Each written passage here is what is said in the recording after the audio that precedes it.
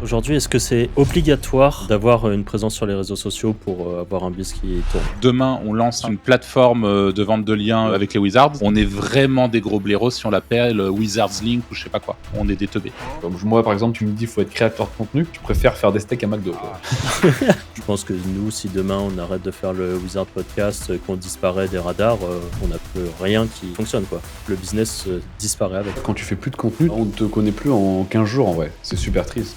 Comme tu dis, t'arrêtes, les gens t'oublient. C'est-à-dire que les gens, faut bien vous souvenir d'une chose, c'est que vous, ils s'en tapent complètement. Et c'est le cas pour le Wizards Podcast aussi. C'est obligatoire dans le sens où c'est dommage de s'en passer et que si tu veux mettre toutes tes chances de ton côté avec ton business, t'as tout intérêt à être au moins sur un ou deux réseaux sociaux pertinents par rapport à ce que tu fais.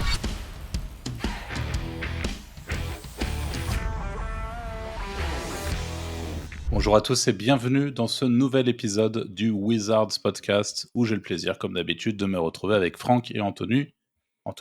Salut les gars. Salut. Hello. Aujourd'hui, on va parler de business sur les réseaux sociaux de manière un petit peu générale, on va dire. On va aborder pas mal de petits sujets là-dessus. Avant de commencer l'épisode, comme d'habitude, on vous invite à ne pas oublier de vous abonner. Vous êtes beaucoup à nous regarder sur YouTube sans être abonnés, à laisser les petites étoiles pour nous envoyer de la force sur les plateformes d'écoute. Le petit like qui fait plaisir, pareil, comme ça on y pense avant le début de l'épisode. Et puis, une fois que tout ceci est fait, eh bien, on est parti. Et par quoi est-ce que tu voulais qu'on commence, Franck, pour ce sujet réseaux sociaux? Bon déjà, savoir si de votre point de vue, par exemple, est-ce que c'est un très bon business aujourd'hui? Est-ce que c'est obligatoire de faire du biz, d'avoir une présence sur les réseaux sociaux pour, avoir un biz qui tourne? En Vas-y, personnel Anto. ou... On va rester sur nos biz web, à nous, par exemple. Non, mais je la pense- question d'Anto, c'est personal brand ou autre chose, Ouais, c'est ça, voilà. Anto? Ouais, Non, pas forcément. Ok. Réseaux sociaux en général, quoi. Bonne stratégie réseaux sociaux. Je pense pas que c'est obligatoire en vrai. OK. Et moi, j'aurais tendance à dire que ça commence à le devenir, là. Après, je pense qu'on pense pas nécessairement au même genre de business parce que c'est comme tout, ça dépend. Il y a des business où ça va être plus important et tout. Mais notamment en SEO, je pense que de plus en plus on le voit et on le revendique même, c'est important de pas Mm. avoir uniquement du trafic qui provient de Google. Donc par conséquent, c'est important d'être sur les réseaux. Après la question, c'est sur quel réseau? Être partout, pas être partout? Automatiser, pas automatiser? Enfin, il y a d'autres questions qui se posent avec. Mais moi, j'aurais tendance à dire, en tout cas pour le type de business que je fais aujourd'hui, moi je suis sur les réseaux, quoi. Là, tu vois, OK. typiquement, en ce moment, j'essaie un petit peu d'appuyer sur Lucide. Je fais du contenu sur la chaîne YouTube de Lucide. Enfin, j'essaye de. La réalité, c'est que mes leviers, c'est pas uniquement les réseaux, mais ça en fait partie. Ça fait partie de la stratégie globale, quoi. OK. Et moi, de mon point de vue, c'est que c'est obligatoire maintenant pour, la majorité des bises. Heu, Qu'importe ce que tu lances, à mon avis en tout cas, c'est obligatoire dans le sens où c'est dommage de s'en passer et que si tu veux mettre toutes tes chances de ton côté avec ton business, tu as tout intérêt à être au moins sur un ou 2 réseaux social, pertinents par rapport à ce que tu fais. Tu lances une nouvelle marque de compléments alimentaires, dédiée aux gens qui font du crossfit. Bah, franchement, si tu as pas une présence un peu sur, Instagram, sur, sur Instagram, sur, je sais pas, sur YouTube, sur des formats shorts et des trucs comme ça, c'est dommage de s'en passer, je trouve. Tu fais même de l'affiliation pour, des produits, pareil, des compléments alimentaires, par exemple. C'est dommage de s'en passer. Tu as des choses à faire, en affiliation, sur les réseaux sociaux qui, en plus de ça, peuvent apporter des bénéfices au global sur, le site, sur, la quantité de leads que tu vas avoir, sur, faire grossir ta base de données email, enfin sur tout ça et voilà. Il y a peu de business où je pense que tu as peu d'intérêt à avoir une présence sur les réseaux sociaux. Alors après, peut-être Anto, explique-nous pourquoi tu as répondu non, parce que je pense que toi, tu penses à d'autres types de business, peut-être. Parce que j'allais dire, tu peux l'acheter le traf en fait, sur les réseaux sociaux. Avec de la pub, Ouais. tu dis? Ou avec des placements de produits ou des trucs comme ça? Avec du placement de produit ou même de la pub en fait. Mm.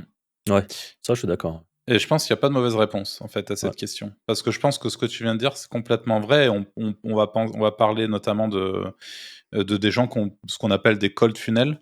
C'est-à-dire, on peut imaginer aujourd'hui on va prendre notre cas. On imagine dans notre cas aujourd'hui avec les Wizards, on a un infoproduit, donc un produit de formation qui s'appelle la Wizards Academy, qu'on vend au travers, qu'on vend en evergreen, c'est-à-dire vous avez des liens, on fait un lancement de temps en temps où il y a des tarifs préférentiels, etc.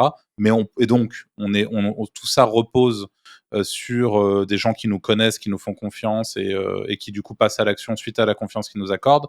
Mais on pourrait aussi décider en parallèle de complètement, enfin, on le fera pas, rassurez-vous, mais d'arrêter complètement les podcasts, de devenir invisible du jour au lendemain, mais à avoir ce qu'on appelle un cold funnel, c'est-à-dire qu'on achète du trafic sur ce qu'on appelle une VSL, une Video Sales Letter, qui est optimisée pour convertir en 20-25 minutes des gens, une audience froide à nous faire confiance et à se dire « Ah, c'est intéressant leur truc ».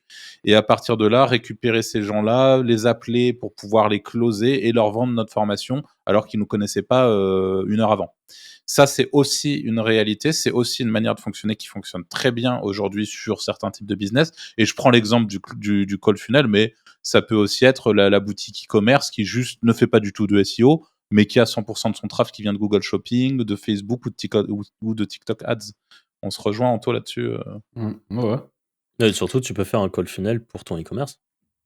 Tu vois, si En tu plus, ouais. as une offre un Mais peu je trouve spécifique. ça moins dangereux en plus pour une marque de faire que de la pub, enfin pas que de la pub, ça reste dangereux, mais de pas focus que les réseaux sociaux, tu vois, en source de trafic. Mais le media buy, donc l'achat publicitaire, c'est plus risqué, ça coûte de l'argent, enfin plus Ouais, c'est sûr. risqué. Mais il faut que tu Enfin, aies tu vois, un produit qui soit quand même des fortes marges, sinon tu es dans la merde. Voilà. Et Mais après, la marge, on peut la créer typiquement sur de l'infoproduit. Il y a plein de méthodes. On a la chance de recevoir notamment Valère, et j'espère qu'on pourra en parler avec lui, qui est un peu spécialisé là-dedans, pour vendre des petits produits et en fait avoir des downsells, donc c'est-à-dire des ventes liées au produit. Je vous donne une idée, mais là, moi, j'ai une formation de chat GPT. Je pourrais tout à fait me mettre à la vendre en publicité, ce que je fais pas et je suis un peu con. Donc le faire, la vendre en pub et en parallèle, une fois que la personne a acheté à petit prix ma petite formation de chat GPT, et ben, pour récupérer la liste de 350 prompts trop stylés, et ben, c'est 50 balles de plus. Pour récupérer telle information sur Midjourney, c'est 100 balles de plus et avoir des produits connexes qui sont liés directement à ma cible et qui vont me permettre du coup de rentabiliser mes coûts en publicitaire. Il y a ça aussi beaucoup comme ça que ça se fait. Et encore une fois, je parle d'infoproduits parce que c'est un secteur que je connais un peu plus que le e-commerce par exemple. Mais je pense que ça doit être la même chose en e-com. Je le vois quand j'achète un truc, on est tout le temps en train de me proposer. Là, j'ai acheté une coque de téléphone, on m'a proposé le pied, le chargeur, le machin, le truc. On me propose plein de trucs en parallèle. Et moi, vous me connaissez, en plus, j'achète tout. Clic, clic. Je suis sûr que c'est vrai en plus. Non. Là, c'est pas vrai, mais oui. T'as pris la Mais célèbre Rhino Shield. Non, mais justement, Rhino Shield, c'est de la merde. Ah bon? Je déteste. Et là, j'avais déjà acheté cette coque. C'est une mousse, ça s'appelle MOUS. Et franchement, c'est cool. Et du coup, la dernière coque que j'ai eue, c'était une Rhino Shield en me disant, bon, bah, tout le monde en parle, ça doit être cool. Franchement, c'est éclaté. Je le dis. Si vous voulez nous on sponsoriser. n'aura jamais de partenariat. Par contre, le placement de produit pour mousse était très bien frais. Très bien Ouais, fait. On s'en rend pas compte que c'en était. Ça va, merci. Je connais mon métier. Juste par rapport à la ads ou le fait de rester uniquement avec de la ads, dans tous les cas, je trouve que quand tu fais uniquement de la ads, ça te ramène en général un petit peu de traffic en organique. Enfin, je vais prendre le ça cas. te fait monter tes réseaux de toute façon. Ça te fait monter tes réseaux et du coup, c'est dommage de, à ce moment-là, ne pas faire un petit peu d'organique quand même. Après, le problème, c'est que l'organique, c'est un métier, en gros, c'est pour faire des vidéos de merde. Bon, l'intérêt est quand même limité. Mais je vais prendre le cas de... Et ça prend du temps, l'organique, en vrai. Et ça c'est prend ça du temps. aussi. Mais j'avais bien aimé, moi, c'était la stratégie de Smart Workout. Je sais pas si ça vous parle. C'est une marque qui a fait une sorte de barre de muscu avec des élastiques. Et moi, j'ai vu des pubs et j'ai acheté ce truc-là. Et en vrai, ça m'a permis de bien reprendre le sport à un moment.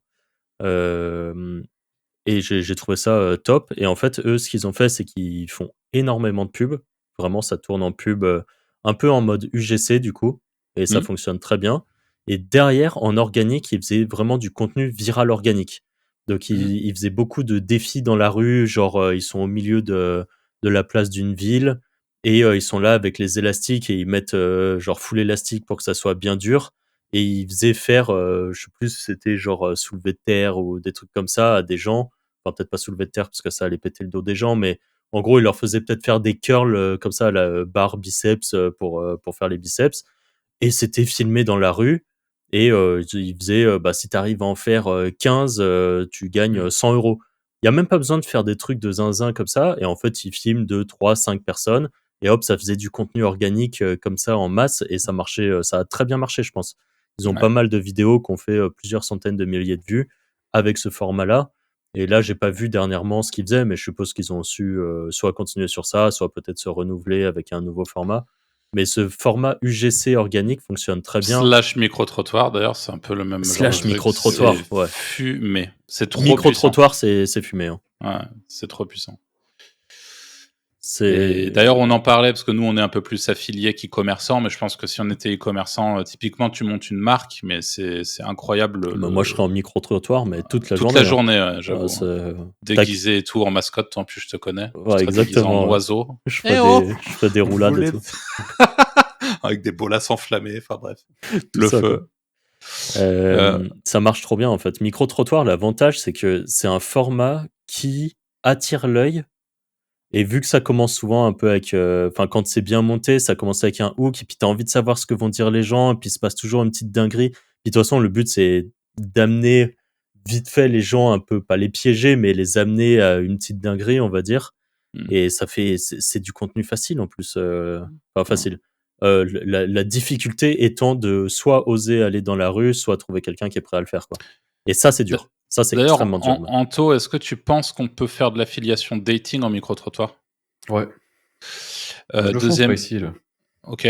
Et deuxième question, est-ce que tu penses qu'un mec, tu vois, un YouTuber, alors toi, t'es peut-être un peu moins YouTube c'est même sûr que je ne peux l'être, mais typiquement, un mec qui a 1 million d'abonnés sur YouTube, est-ce que tu penses qu'en ayant un concept de vidéo axé sur le dating, et je pense notamment à un type qui est passé chez Sans Permission, la Noah, et qui fait, lui, il a un concept, c'est genre, enfin, c'est en mode télé, tu sais, où tu vois la personne derrière un rideau et Ok, c'est une d'accord. sorte de blind date comme ça.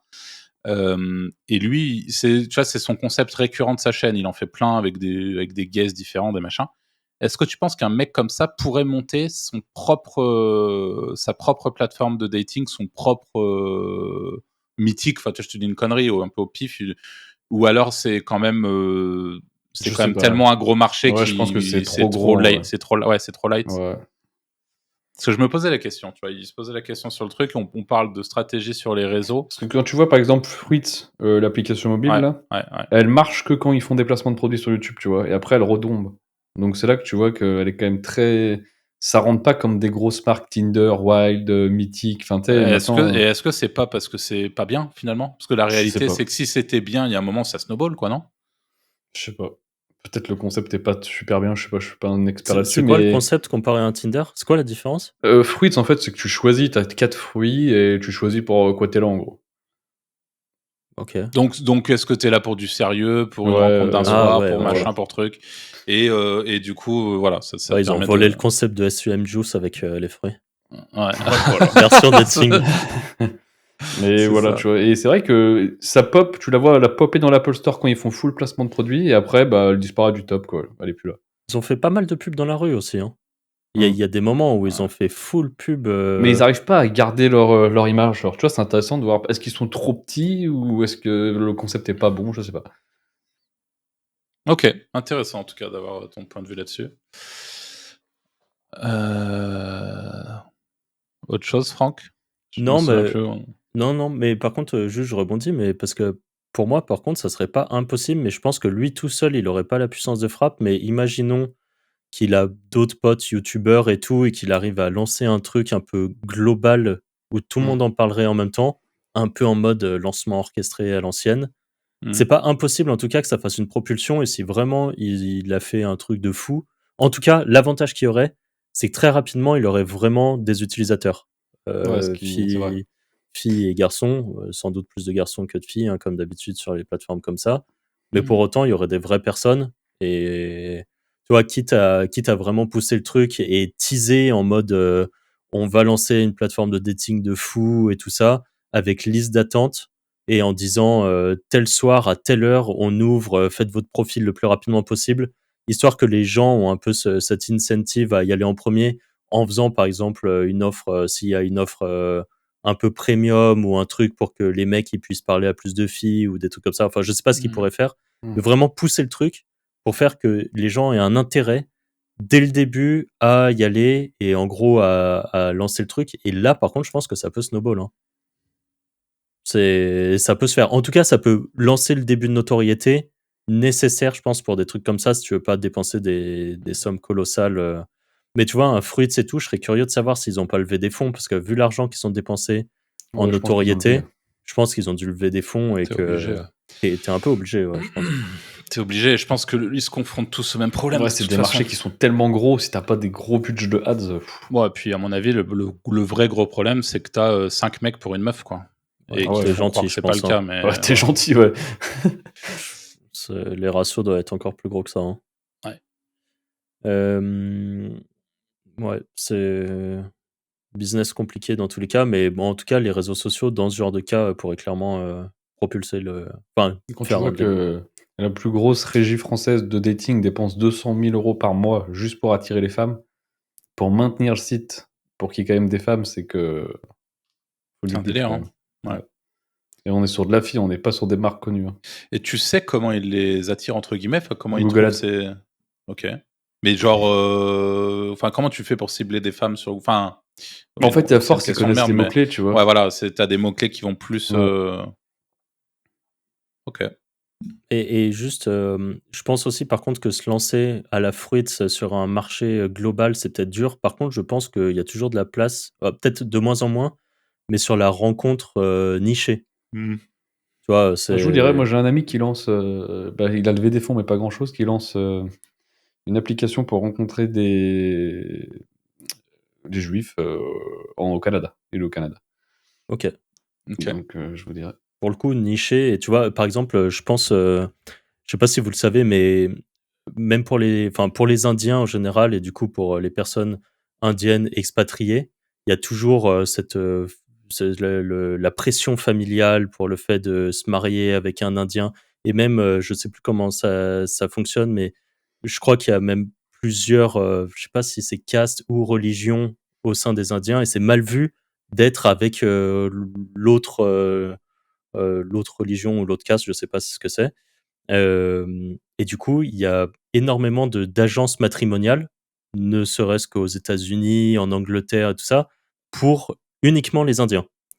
Et je pense qu'il y a des applications qui sont lancées pour ça, qui te permettent de rencontrer le type d'Indien que tu as le droit, enfin, côté familial, de rencontrer. Je connais pas très bien le sujet et voilà, donc je vais pas dire trop de conneries là-dessus, mais C'est dommage, ça a l'air stylé comme sujet.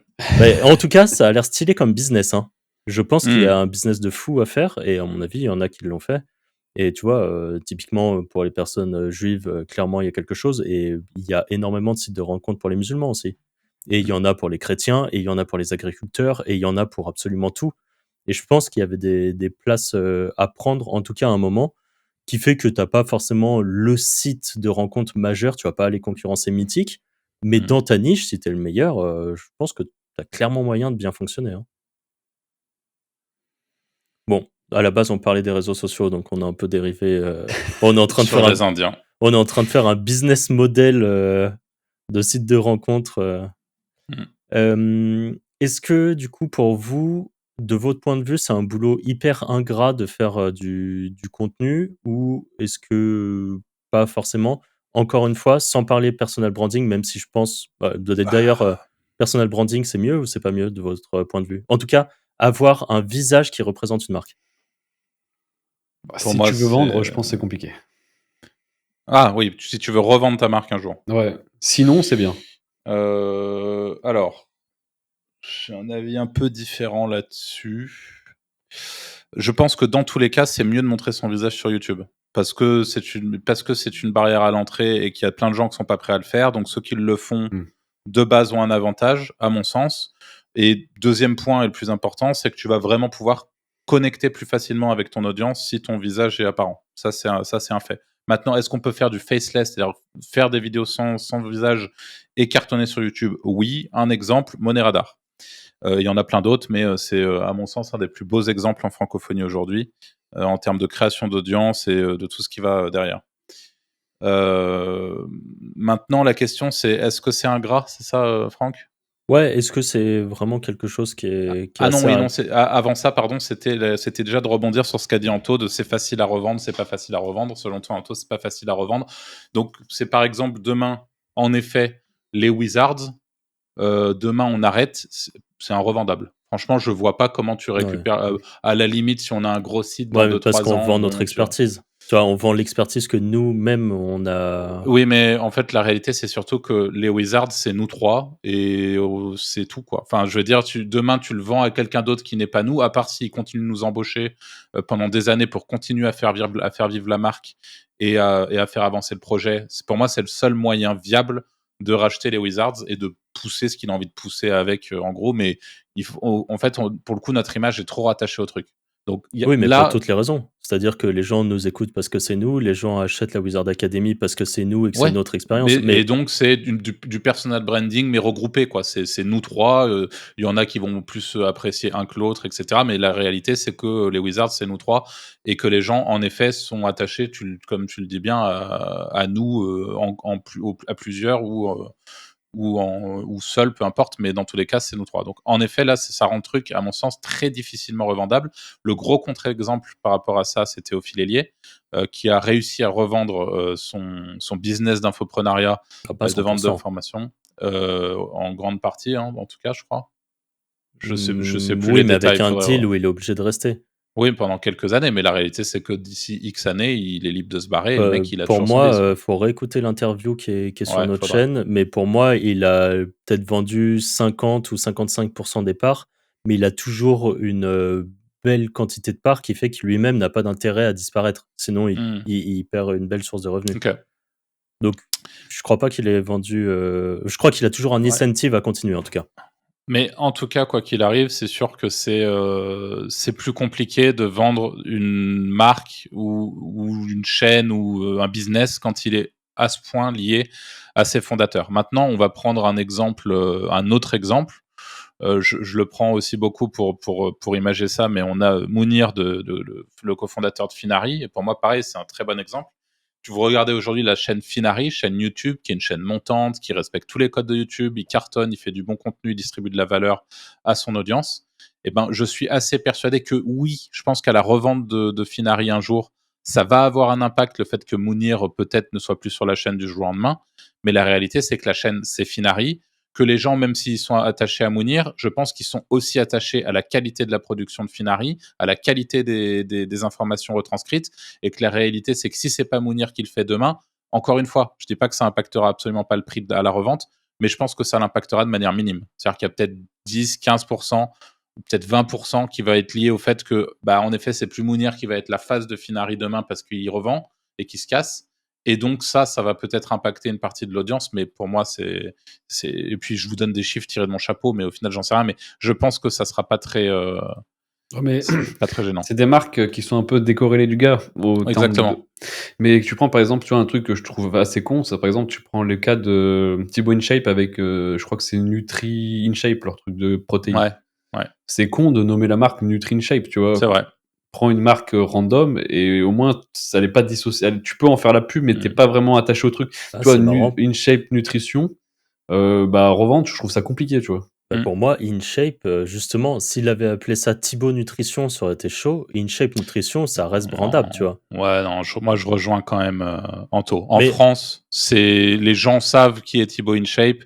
C'est la marque de nutrition de Thibaut InShape. Demain, on lance un truc, je sais pas, on lance une plateforme de vente de liens avec les Wizards. On est vraiment des gros blaireaux si on l'appelle Wizards Link ou je sais pas quoi. On est des teubés. Parce que la réalité, c'est que oui, ça va peut-être nous donner un petit avantage au démarrage. Au début, mais après, mais sur le long terme, mais tu tires une balle d'emblée parce qu'en effet, il a raison, Anto. C'est corrélé à ton image et pour moi, c'est vraiment des moves de merde. Donc moi, je te rejoins là-dessus. Je pense qu'il vaut mieux, en effet, on peut faire bénéficier un business de sa personal brand sans pour autant le brander autour de toi. Je te donne un exemple, Lucide. On reprend aussi l'exemple. Demain, je vends Lucide. On s'en Ouais, fout voilà. que je sois derrière ou pas. Mhm. C'est déco. Même si c'est moi qui suis sur les vidéos, les machins, les trucs. Et tu On l'aurais s'en appelé fout. Impactia, par exemple, ça aurait peut-être déjà un peu différent, tu vois. Même si, bon, Impactia, c'est pas vraiment une grosse marque à Ouais, toi, non, c'est mais, pas. Non, on peut pas tu dire vois, que je ça veux dire, soit. ça serait un peu plus lié, tu vois. Ouais. Enfin voilà, c'est intéressant comme débat. Mais du coup, Franck, toi, t'es pas trop d'accord? Tu penses que Non, moi je pense que nous, on est des cas à part. En fait, le truc, c'est que je trouve que nous prendre en exemple, genre les Wizards, c'est dur à revendre. Enfin, oui, mais c'est parce que, entre guillemets, on est influenceur et tu revends pas. Si ton truc, c'est d'être influenceur, tu peux pas t'auto-vendre, tu vois. Hmm. Mais par exemple, tu prends Smart Workout, le mec qui a la marque, c'est lui qui est en train de faire des UGC, c'est lui qui est en train de faire plein de trucs. Hmm. Demain, c'est quelqu'un d'autre, je pense qu'on en a rien à foutre et Hmm. sa marque passe très Ouais, bien. ouais, je suis d'accord.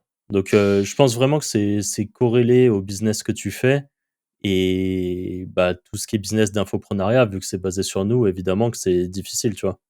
Ouais, mais infoprenariat ou non, tu vois? Parce qu'encore une fois, on peut avoir des tonnes de business liés aux Wizards.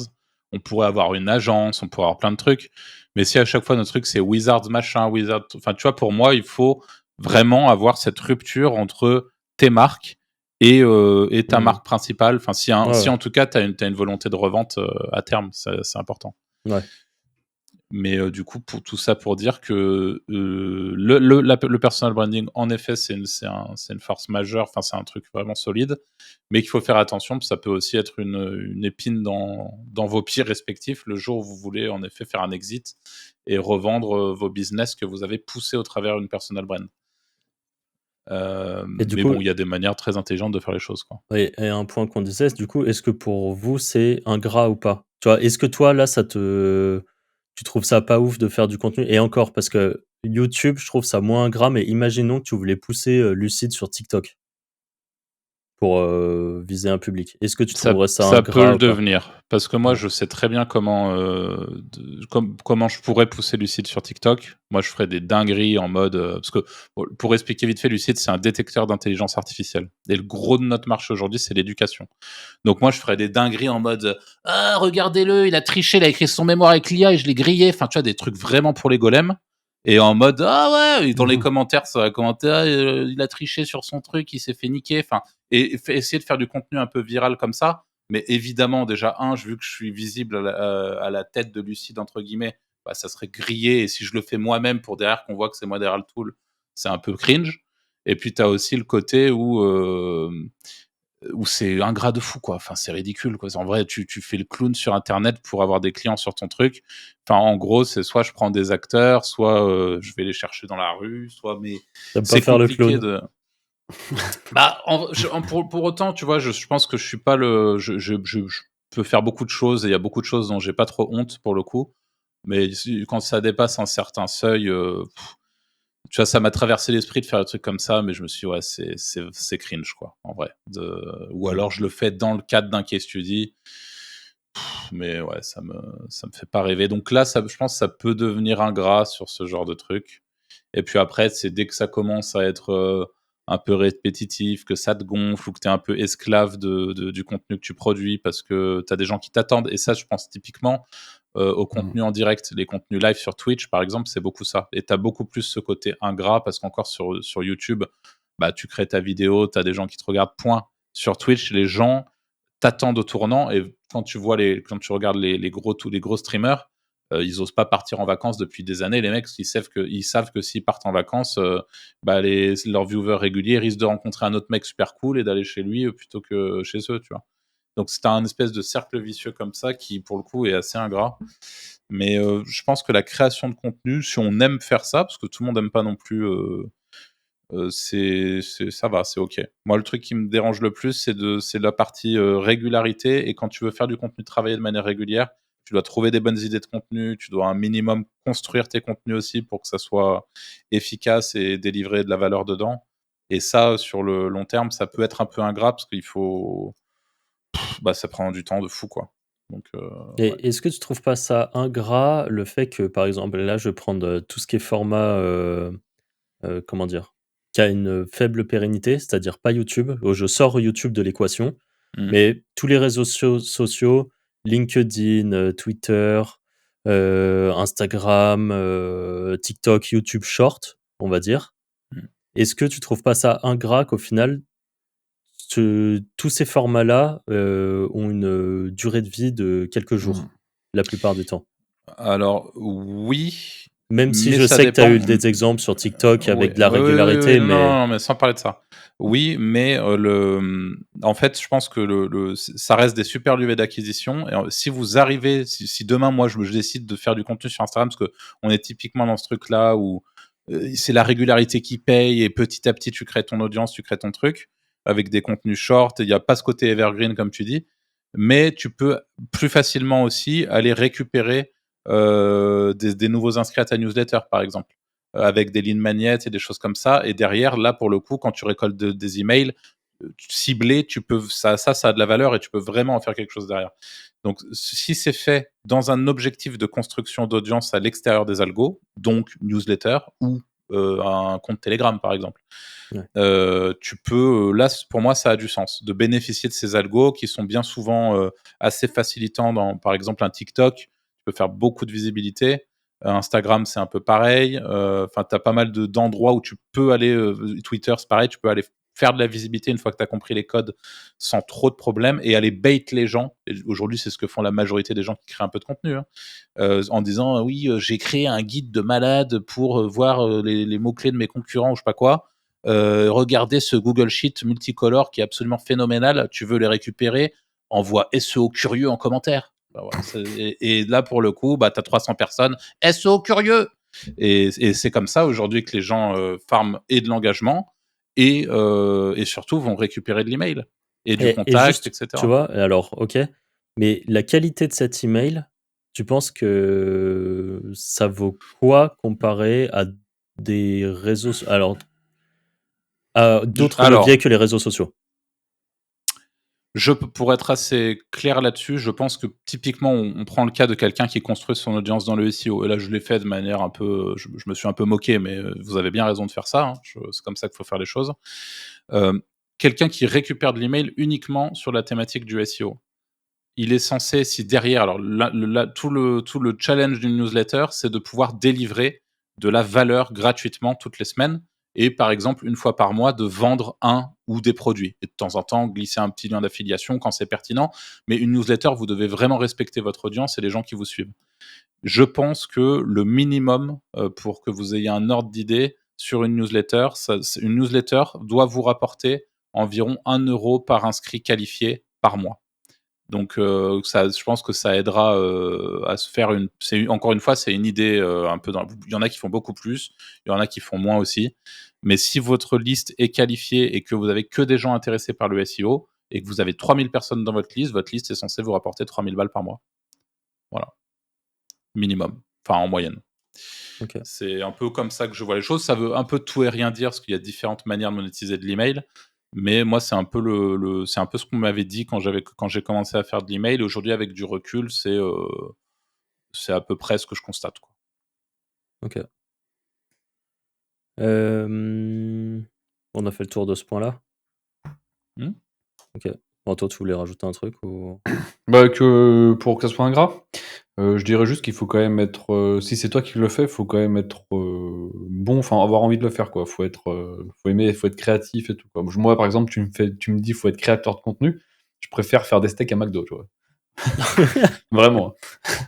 Et imaginons que, pour une quelconque raison, tu as quelqu'un qui t'envoie juste, les scripts et les en gros que tout est c'est complètement PL, tu sais, Ah en ouais, mais non, gros, même je serais même pas à ça? l'aise et tout, tu vois? Ouais, ouais. OK.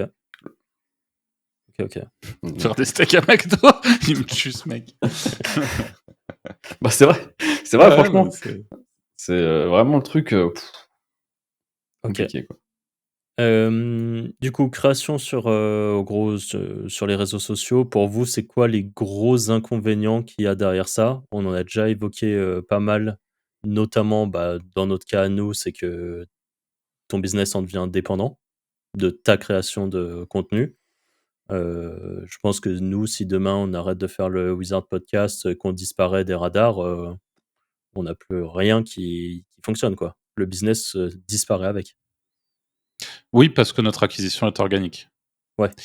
Oui, Et, ça c'est vrai par contre. et qu'on a la particularité d'être sur un format podcast. Et un podcast, globalement, déjà, c'est plus compliqué d'acquérir une vue sur un podcast. On en a des nouvelles personnes qui nous découvrent et qui, du coup, regardent un peu nos anciens épisodes. Mais il n'y a pas ce côté vraiment de traction organique à proprement parler. Typiquement, moi, la vidéo que j'ai sortie sur ma chaîne perso, le guide du SEO, c'est une vidéo, je l'ai sortie il y a peut-être 3 mois. Elle a 22 000 vues et elle fait 250 vues toutes les 48 heures. Les mains Ok. en l'air, hein. Je fais rien depuis 3 mois. Hein. Et ça, c'est la particularité de YouTube. C'est la force des algos. Et ce type de vidéo sur du podcast, c'est très compliqué. Parce que typiquement, on parle beaucoup d'intention de recherche sur Google. Mais nous, on parle énormément d'affiliation. Vous tapez affiliation sur YouTube, il y a peu de chances qu'on nous voit, ou alors on nous voit un peu loin. Il faudrait essayer. Ou débuter l'affiliation, par exemple. Parce que l'intention de recherche sur ce mot-clé, ça va peut-être être 10 ou 15 minutes max de vidéo, ou environ 12 à 13 minutes de vidéo moyenne, pour répondre aux débutants ou aux gens, en tout cas, qui veulent un peu d'infos. Mais ils ne sont pas prêts à scoltiner Franck Canto et Arthur pendant 1h30 qui leur expliquent ce que c'est l'affiliation, pourquoi il faut en faire. Ils en sont pas à ce stade-là. Et donc, du coup, on rank pas. Et donc, on a très peu de vues organiques, et le peu de vues qu'on a, c'est pas sûr que ça soit donc nous, notre objectif sur un podcast, encore une fois, c'est vraiment très différent. Je sais plus pourquoi je raconte ça. C'était Par quoi rapport aux inconvénients qu'il y avait avec la création de contenu. Ouais. Et donc ça pour le coup, c'est un inconvénient quand tu fais du podcast, mais la solution, c'est peut-être ce qu'on finira par faire avec les Wizards, faut encore qu'on valide tout ça, mais d'avoir une chaîne YouTube dédiée au sujet un peu plus court pour nous permettre de ranker, d'avoir de la visibilité organique. Mais en effet, les gens qui demain on arrête de faire des podcasts, étant donné qu'on n'a pas grand-chose qui rank, nos vues ça va dégringoler, on en fera très peu et on sera de moins en moins visible et voilà. Donc d'une certaine manière, oui.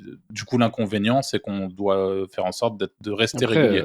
Tu deviens vite invisible aussi quand même, en vrai maintenant. Je pense je me rappelle, Hugo, je sais plus son nom de famille, qu'on a invité là. De Fraternité. Ouais, Ouais, je veux dire, tu vois, quand tu fais plus de contenu, on ne te connaît plus en 15 jours en vrai. C'est super triste, en soi. Ouais, c'est vrai. Et tu vois, est-ce que s'il revient, ça repart instant? Je pense pas en vrai. Je sais Si, pas. moi je pense que c'est pas tant Ouais. le souci, mais c'est juste qu'en effet, comme tu dis, à part pour les gens qui sont positionnés sur des contenus evergreen, comme tu dis, t'arrêtes, les gens t'oublient. Et c'est une réalité, sauf qu'il y a tellement de contenu que les gens vont juste remplacer leurs habitudes qu'ils avaient avec toi, avec d'autres. Et après, tu as aussi des créateurs qui n'ont pas nécessairement d'habitués, tu vois. Et je pense notamment à moi, le fait d'avoir fait du contenu sur ma chaîne perso sur plein de sujets fait que la réalité, c'est que j'ai très peu j'ai pas un noyau, tu vois, qui va regarder toutes mes vidéos. Je trouve tellement de sujets différents qu'il y a des gens qui vont arriver, qui vont me découvrir sur un sujet. Oh, il est sympa ce mec, il explique bien. Boum, ils vont s'abonner.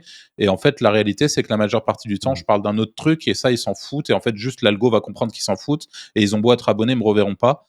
Donc pour moi, aujourd'hui, il y a plusieurs manières de faire les choses. Je pense par contre, avec le podcast, on a la particularité d'avoir une audience avec un noyau de gens qui nous suivent qui, je pense, grossit doucement mais sûrement. Et on a des gens qui ont l'habitude de regarder le podcast, qui parfois, certains sujets, vont les skipper parce que ça les intéresse moins, mais que la majeure partie des épisodes, ils les regardent, etc. Et que c'est un peu la force qu'on a. C'est-à-dire que demain, je pense qu'on pourrait clairement appeler cette vidéo, alors peut-être pas cette vidéo, mais une vidéo FAQ, on pourrait l'appeler « Cette vidéo n'a pas de titre », on ferait toujours 1500 vues sur la vidéo. Ce qui n'existe pas. Demain, je fais une vidéo comme ça, je fais 200 vues sur ma chaîne. Parce que là, on a un noyau de gens qui savent qu'on a un podcast et qui attendent l'épisode, etc. Donc ça, c'est la particularité. Et c'est à la fois, je pense pas que ça soit on le vive trop comme un inconvénient, parce qu'aujourd'hui, on a le rythme et qu'on galère pas trop à créer du contenu sur le podcast.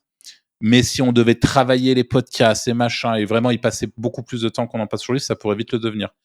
Parce qu'en effet, tu as besoin d'être là et de ne pas disparaître et d'être régulier. Et c'est ce qui fait que tu conserves une audience et une croissance progressive, quoi. Et là, on parle quand même de réseaux sociaux qui ont une pérennité, mais si on retranscrit ça à TikTok, Instagram, je pense que si tu disparais, en moins de 2 jours, les gens c'est sûr. t'ont zappé, en fait. Ils sont en train de scroll et juste t'apparais plus et t'as disparu. Fini. Ouais. T'as peut-être 0,1% des gens qui étaient trop fans de toi qui vont te DM en disant bah qu'est-ce que tu fais, t'as disparu. S'ils se rappellent encore de ton prénom, de ton nom, ça se trouve, ils savent même pas qui t'es, En tu vois. plus, ouais. Ouais, c'est ça. Hein. Ouais. Tu vois, au final, Arthur, sur ta période streaming, à la fin, t'as un peu cut du jour au lendemain. T'as combien de personnes qui ont demandé où est-ce que t'étais passé?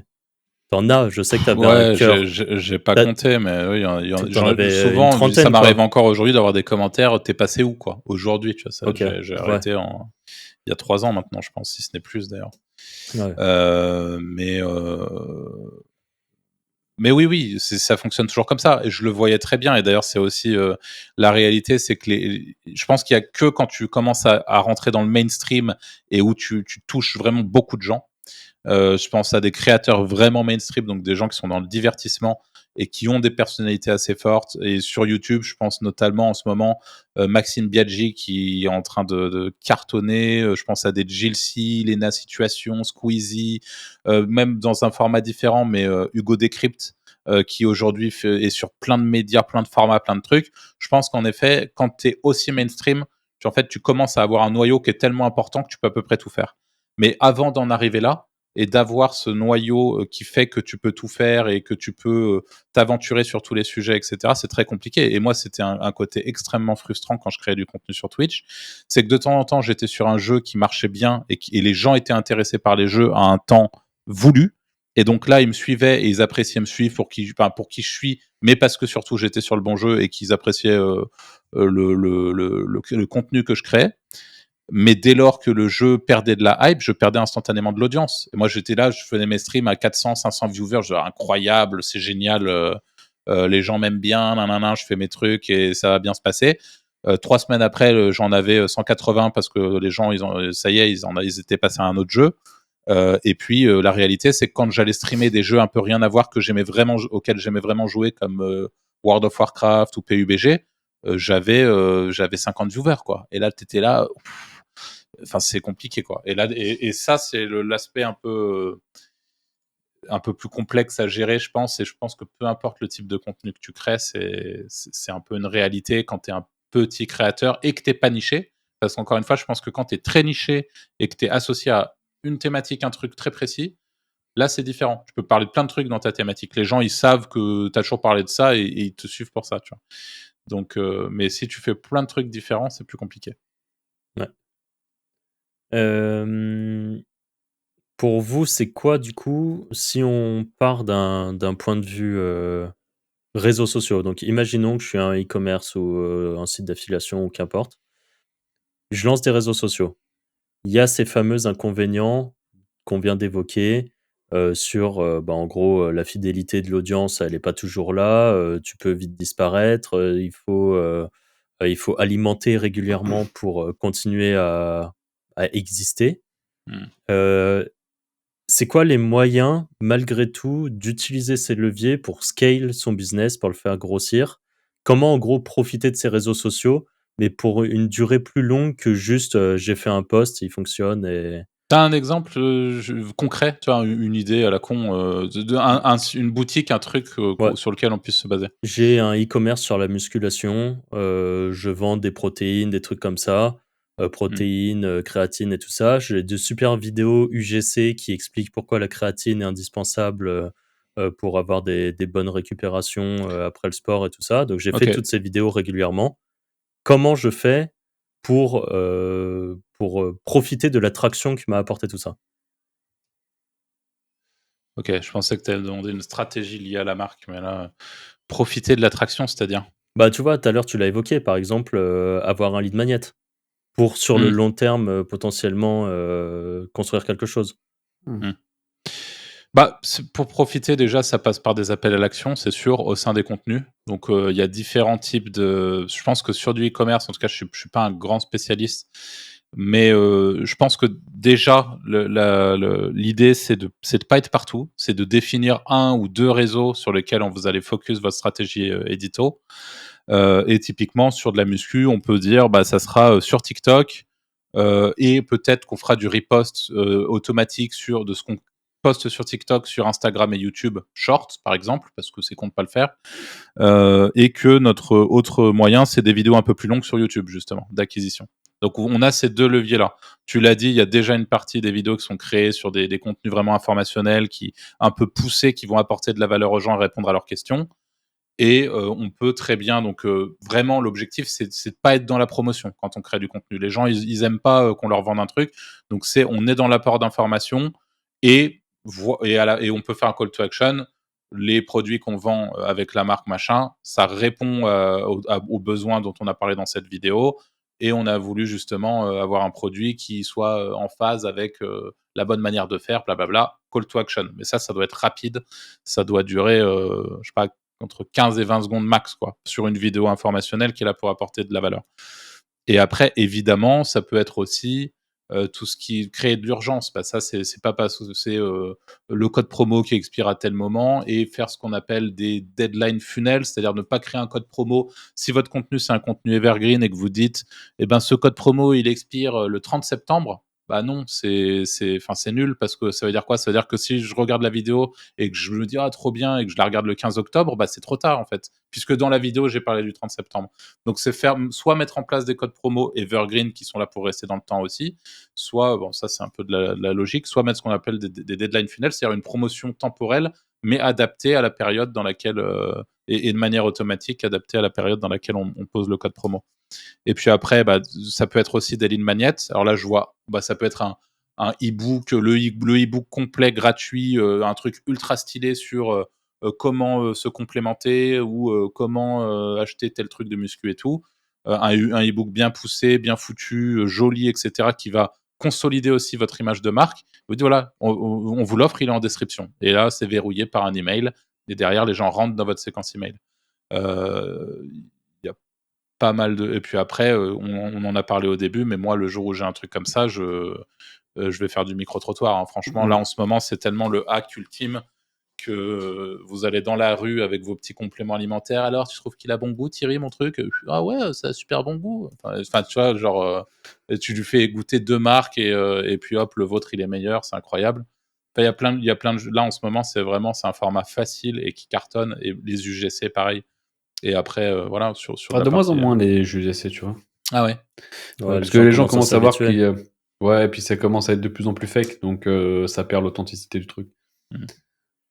Qu'est-ce que vous pensez de, en gros, profiter de cette audience de réseaux sociaux, donc qui est très, instantanée, et où, comme on l'a dit plein de fois, les gens passent et t'oublient et ainsi de suite, donc il y a une pérennité qui est assez faible. Imaginons, encore une fois, je prends le cas d'un e-commerce qui, en plus de ça, en gros, qui se construit sa communauté sur les réseaux sociaux. Donc c'est cool, tu as une communauté sur les réseaux sociaux, tu présentes tes trucs et tout. Mais c'est quand même une communauté où, en plus de ça, ce n'est qu'à un sens. C'est-à-dire que c'est que toi qui envoies du contenu à ta communauté, mais eux, ils ont pas d'interaction. Qu'est-ce que vous pensez de profiter de ça? Et je pense que assez peu de marques le font, et vous allez me dire si vous pensez que c'est bien ou s'ils loupent un truc. Et profiter de cette audience des réseaux sociaux pour construire des communautés, mais interactives. Donc que ça soit sur un Discord, ou je veux dire un School, mais ça se trouve il y a d'autres trucs, ou même un forum un peu à l'ancienne, mais un endroit où les gens peuvent échanger entre eux, discuter et tout ça. Et au final, partir de communautés à sens unique où juste les gens suivent ton contenu, à passer à des communautés où les gens échangent entre eux, ce qui, en plus de ça, peut construire une espèce de régularité. Je reprends le cas de j'ai une boutique de muscu, je vends des protéines et tout ça. Pourquoi ne pas faire un Discord? Faudrait évidemment que les gens comprennent comment se connecter dessus et tout, mais peut-être en faisant un tuto ou un truc comme ça, en disant, bah voilà, rejoignez une communauté de X milliers de passionnés de musculation, échangez entre vous, donnez-vous les meilleurs conseils, et ainsi de suite. Oui, oui, c'est pas une mauvaise idée, hein. Je me C'est demande juste que pourquoi ça ne le fait pas, en fait. Pourquoi pour le personne ne le coup, fait? bah, parce que je pense que c'est comme tout. C'est à partir du moment où c'est une marque, tu vois, qui a un peu d'ambition et tout, bah, si tu veux faire un Discord, que ça attire vraiment des gens et que tu as des trolls enfin, en fait, ça demande vraiment de la modération et de la gestion, je pense. Surtout si c'est une marque qui fait de la pub, tu vois, qui a vraiment une stratégie d'acquisition. Tu peux aussi vite, Enfin, tu vois, ça peut vite amener des emmerdes aussi. Tu vois, des dramas, des trucs où tu te dis, allez, lui, il me saoule, je le banne, et derrière, il te fait chier. Oui, parce que j'ai révélé la réalité. Il te fait un thread Twitter qui fait 5 millions de vues. Bon, t'as monté ton Discord, t'es content, tu te retrouves dans une sauce monumentale parce que t'as géré un troll de la mauvaise manière. Enfin, bref, mais dans l'idée, je pense que c'est une bonne chose. Le problème, c'est qu'à mon sens, c'était le genre de truc qui était encore plus viable à l'époque des forums, même s'il y a toujours des forums aujourd'hui, mais la réalité, c'est que Discord, même Telegram a quand même pas mal remplacé les forums, enfin les mêmes Facebook, enfin bref, et que ça s'indexe plus. Et c'est un peu le souci, c'est qu'il y a des gens qui vont se retrouver avec des questions. Et le gros avantage, c'est qu'à l'époque, tu pouvais prendre le temps de répondre parce que tu étais visible et machin. Bah, dans Et ce là, cas-là, un forum. Tu vois, dans ce cas-là, on vire Ouais, l'exemple de mais Discord et School, et dans ce cas-là, forum. C'est marrant, je viens de vérifier parce que Nutrimuscle, ils avaient le forum Nutrimuscle sur lequel tu pouvais faire un lien do follow d'ailleurs en ninja linking, et je viens ouais, de vérifier, ils l'ont arrêté. Donc je ouais, C'est mais sais ce que pas j'allais je si. dire. pense que c'est trop Parce chiant à gérer. parce que les gens, est-ce qu'ils prennent le temps d'écrire maintenant? Ouais, Ils en auront rien à je pense foutre, les mecs, pas. ils écrivent des commentaires, 3 mots et ils se barrent. Je me souviens, même à notre époque, alors peut-être que vous, c'est toujours un peu le cas. Je sais que Franck, toi, t'es toujours quand même actif sur certains forums, mais moi, je me souviens de l'époque d'Hack Forum, les forums à l'époque, même Impactium à un moment, mais où t'avais la fierté, tu vois, de construire un peu ta notoriété, ta réputation, brique par brique. Toi, tu partageais un truc cool, tac, tu prenais un peu, t'avais des systèmes où t'avais des De systèmes la de réputation, réputation. hop, t'avais le petit like. Ouais, mais c'est ça. Et en fait, tu créais, t'avais des petits badges, des petits trucs, et sur Hack Forum, tu débloquais des paliers, Mm. et tout ça, c'était trop, trop cool. Et en fait, ça, j'ai l'impression que ça n'existe plus aujourd'hui. Ça a sans doute été Ouais. remplacé par d'autres trucs. Peut-être qu'aujourd'hui, c'est le cas d'un school qui fait un peu ça d'une certaine manière. Mais j'ai l'impression que c'est quand même moins tendance que quand on était dans la fleur de l'âge. Ouais, Je sais bah, pas, genre les gens, ils quand prennent on avait moins de temps. 18. Ils veulent tout, enfin, tout doit leur arriver tout cuit dans la bouche. Hein, c'est l'éternel problème, de toute façon. Ouais. Ouais. Donc, à réfléchir, cette histoire, quand même. Ok. Et sinon, je sais pas si vous avez des points en particulier que vous voulez aborder sur les réseaux sociaux. Sinon, en gros, stratégie réseaux sociaux, pour vous, c'est quoi ce qui fonctionne aujourd'hui? On a parlé plusieurs fois là des UGC et des micro-trottoirs. Est-ce que vous voyez d'autres trucs? Moi, je pense que ce qui fonctionne, après, ça, encore une fois, ça va dépendre. Mais on va se mettre à la place d'un jeune ou d'une jeune solopreneuse, jeune solopreneur, qui se dit, j'ai envie de parler de tel sujet, de monter un site sur tel sujet, et le sujet, ça va être, entre autres, moi, un sujet au pif. De site internet? Ouais. Une Je sais petite pas. niche, quoi, un truc au pif. Oh, j'en ai aucune idée. En affi? Dresser son What? corgi. Ouais, dresser son chien. Bon, c'est pas la plus petite niche qu'en l'occurrence, il y a des gens qui savent Tu voulais bien. plus petit comme niche? Bah, je sais pas, ouais, un truc un peu. Parce que moi, Euh, je vais encore sortir le modélisme, mais là, les gens vont commencer à se dire, je fais d'hélicoptères télécommandés tous les week-ends, alors que c'est pas le cas. C'est bien le modélisme. J'avoue, c'est Allez, bien, parle mais là-dessus. Non, t'as pas d'idée supplémentaire, Non. Franck? je sais pas, le BMX, le skate. Bon, voilà. Le BMX. Donc, imaginez demain quelqu'un il se dit, ah bon, moi, je vais créer du contenu sur le BMX. C'est parti. Et donc, on est sur le profil jeune solopreneur qui n'a pas encore de business et qui se dit voilà, ma passion c'est le BMX, je veux en faire quelque chose, je veux le monétiser. Bah, le premier truc, c'est déjà de mettre en place un site, mais là aujourd'hui, on parle de réseaux sociaux. Donc, on imagine que vous avez votre site en parallèle de tout le reste qui a vocation à se positionner sur Google, sur des mots-clés autour du BMX, sur des avis, peut-être des reviews que vous faites des différents modèles de BMX pour monétiser, en tout cas partiellement, votre business et votre projet. Et en parallèle sur les réseaux sociaux, eh ben, on peut imaginer du contenu court qui va être peut-être éducationnel sur le sujet du BMX. Peut-être qu'on peut imaginer aussi aller récupérer ce qui marche très bien depuis la nuit des temps, les gens qui se prennent des boîtes en BMX et de faire, par exemple, sur du contenu court, les 10 pires fails de la semaine en BMX. Et en fait, je pense que très vite, vous allez créer une audience de mecs qui font du BMX et qui, c'est vidéo gag, quoi, qui seront contents de voir des types se boiter en BMX. C'est depuis la nuit des temps, ça fonctionne. Donc, vous pouvez avoir toute cette stratégie sur du format short que vous allez au moins dupliquer sur YouTube, parce que je vous conseille aussi d'avoir une stratégie vidéo longue qui va, elle, être un peu plus informationnelle, etc. Et où là, vous allez pouvoir faire peut-être expliquer le matériel. Et encore une fois, là, le gros challenge pour quelqu'un qui débute du jour au lendemain, c'est de se dire putain, mais je vais passer pour un con, j'ai jamais fait de vidéo YouTube, je vais me filmer face caméra en train de dire bah regardez, c'est mon casque, et peut-être vous allez dire mais putain, mais ça ressemble à rien, qui suis-je pour faire ce type de vidéo, je suis ridicule, on va se foutre de ma gueule. Et tout ça, c'est des réflexions normales. Et en fait, une fois que vous avez sauté ce step-là, je peux vous assurer que oui, peut-être vos vidéos, elles vont pas les premières vidéos vont pas ressembler à grand-chose, mais au bout de quelques semaines, quelques mois, vous allez vous retrouver à créer du contenu de manière plus en plus naturelle. Vous allez avoir vos premiers retours positifs. Bah, c'est chouette, ça m'a beaucoup aidé. J'ai acheté tel casque parce que tu me l'as conseillé, telle genouillère parce que tu me l'as conseillé, tel truc. Et vous allez pouvoir partir sur à la fois un mix, par exemple, entre du contenu éducationnel de comment on fait un ollie en BMX, comment on fait un 180 en BMX, comment on fait un tail whip ou je sais pas quoi en BMX, on fait tourner le vélo, on retombe dessus, comment vous pouvez créer un module en bois dans votre jardin pour vous entraîner à faire je sais pas quoi avec votre BMX. Et de cette manière-là, créer du contenu qui toujours sont là pour apporter de la valeur aux gens, qui pourront au minimum leur permettre de faire des raccourcis. C'est-à-dire que les gens, il faut bien vous souvenir d'une chose, c'est que vous, ils s'en tapent complètement. Et c'est le cas pour le Wizards Podcast aussi. Si chacun d'entre vous qui nous écoutez aujourd'hui n'avait pas un petit peu de valeur à retirer de la discussion qu'on avait aujourd'hui, je peux vous assurer qu'il y aurait peut-être 1% des gens qui écouteraient ce podcast par rapport aux 100% qui nous écoutent aujourd'hui. Parce que les gens, ils recherchent, et c'est tout à fait normal, de la valeur, à faire des raccourcis, ou alors il faudrait qu'on les divertisse et qu'on se mette à les faire marrer, et ça c'est un autre truc. On pourrait très bien commencer à faire du one-man show, et là les gens viennent pour autre chose. Mais en tout cas, il faut leur apporter quelque chose. Donc, dans la niche du BMX, en l'occurrence, faut trouver quoi leur apporter et après tester plein de choses. Et moi, ce que je vous conseille de faire, c'est une fois que vous avez testé les différents types de contenus, les différents types de vidéos, c'est d'essayer de trouver un concept scalable que vous pourrez reproduire un peu à l'infini. Donc là, en ce moment, j'en ai vu passer un, mais je vous donne un exemple.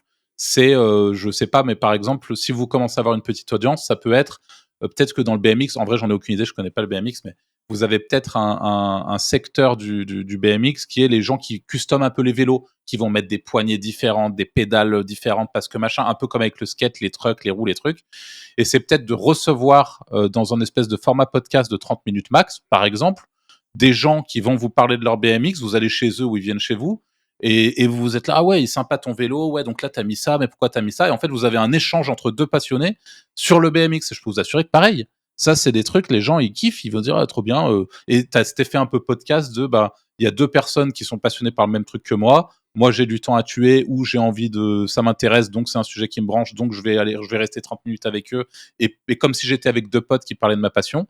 Ça, c'est un format qui peut marcher, et vous pouvez aussi le décupler. Je pense aussi notamment à tous ceux qui sont passionnés de jeux vidéo aujourd'hui. Je ne comprends pas pourquoi aujourd'hui il n'y a pas des podcasts sur des sujets comme World of Warcraft, avec vraiment un truc de, ouais, la méta en ce moment c'est ça, et en arène je me fais casser la gueule par ça, et voilà l'anecdote qui m'est arrivée, et la MM+, et machin, et l'actualité, il s'est passé ça. Et en fait, je pense que sur tous les sujets qui vous intéressent aujourd'hui, il y a du blé à faire, de plus en plus. Alors évidemment, il y a plus de blé sur certains sujets que dans d'autres, mais typiquement le BMX, si vous êtes vraiment un passionné et que vous voulez vraiment focus le truc, et vraiment d'ici 1 an commencer à gagner votre vie à 100% avec ça, et plus avec votre boulot où vous vous levez le matin pour prendre le métro et aller vous emmerder à voir des gens au taf pour faire un truc que vous n'aimez pas faire, peut-être que c'est votre cas, peut-être que vous aimez votre taf et c'est tant mieux, et ben peut-être que vous feriez bien de commencer à construire ce business sur le BMX si vous êtes passionné de BMX. Enfin, en tout cas, c'est comme ça que je vois le truc, et je pense qu'il y a plein de choses à faire, et qu'en effet, les réseaux sociaux,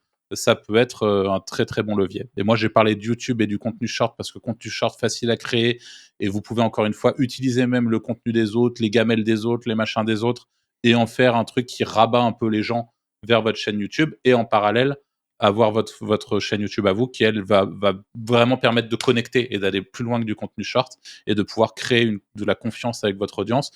Et bien sûr, récupérer de l'email, potentiellement derrière, faites de l'infoproduit, faites de l'affiliation pour les BMX. Et en vrai, c'est un biz qui peut vraiment faire des sous, c'est sûr. D'ailleurs, ça me fait penser, mais sur les formats short, je vois énormément de React. Moi, ça m'énerve un peu, mais les gens qui se mettent genre en haut, et en dessous, il y a une vidéo qui défile, et tu vois, même pour aller encore plus loin que juste la vidéo de compilation de mecs qui se boitent en BMX, faire ça en React. Donc regarder les vidéos et en même temps nous se voir et faire ah putain ouais, il Tu s'est rigoles pris comme un la trimard. ouais avec de l'eau dans la bouche là. Ah, ça me fait péter un câble, j'ai envie de leur mettre des coups de tête, mais bon, ce genre de truc ça fonctionne quoi. Ouais. Ça fonctionne. OK, et du coup ouais, pour percer sur les réseaux sociaux, il y a ça. Est-ce que il y a forcément besoin quand même est-ce que tu vois, par rapport à ce que tu disais, Arthur, est-ce que pour toi, il y a quand même cette obligation de faire, ce truc un peu, pour les débiles avec, compilation de gens qui se cassent la gueule pour faire du volume et faire en même temps des trucs plus clean, je sais pas, je veux apprendre à faire un tail whip, comment faire? Ou est-ce que, ça, c'est un peu propre à chacun? Tu vois, si par exemple, moi, j'aimerais pas, faire des vidéos React, je trouverais ça un peu Mmh. ridicule et je serais mal à l'aise à le faire. Est-ce que je suis quand même un peu obligé si je veux, percer? Ou est-ce que, pas Moi, je forcément? pense que personne n'est obligé de quoi que ce soit, mais je pense que c'est un raccourci. Ça va Ouais, vraiment te OK. permettre de faire un raccourci. En fait, c'est un peu comme, on reprend l'exemple du vendeur de formation, qui vend une formation vraiment incroyable. Tu vois? Vraiment la formation est bonne dans son contenu. Ouais. Par contre, la manière dont il va acquérir l'audience, elle est ultra agressive. Il va passer pour un gros escroc ou il va passer, enfin, tu vois, il va passer pour un forceur de malade. Mais la réalité, Ouais. c'est qu'une fois que les gens ont acheté, ils sont contents parce qu'il y a à l'intérieur. Et ben, je pense que de plus en plus, tout est fait aujourd'hui algorithmiquement pour que d'une manière ou d'une autre, les choses fonctionnent malheureusement comme ça. C'est-à-dire que nous, avec le podcast, plus on va avoir un hook, on dit des dingueries dans l'intro, où il se passe des trucs puissants dans l'intro, plus les gens vont se dire, ah, ça, on va écouter le podcast, plus on va avoir une miniature qui est un peu clivante, où là, la dernière vidéo qui a bien marché, c'est comment sortir de la rat race.